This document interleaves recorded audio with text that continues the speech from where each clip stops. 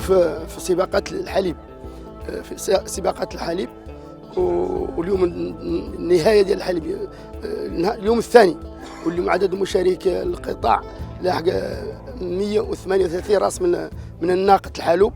وكانت اليوم الحلوب ممتاز وزياده عن السنه الفائته. لحقت هذا العام 8 كيلو فاصلة 82 820.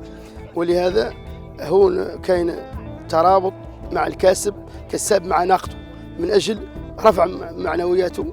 وهذا الدعم دولة الامارات الشقيقه من اجل الاحتفاظ على الكسب وعلى التراث الثقافي لدى الاباء والاجداد. ونتمنى التوفيق ان شاء الله للجميع. الحمد لله تخطط الامور بنزاهه وبالشفافيه، وهذا صراحه دعم للكسابه وتشجيع للكسابه ونفتخروا به.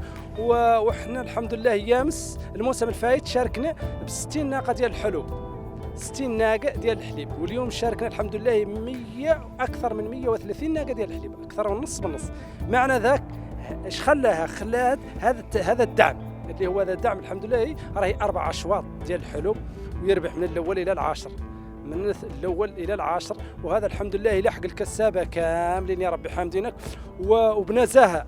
اللي خدم شيء طاعوا، قالوا الناس اللي سرح باع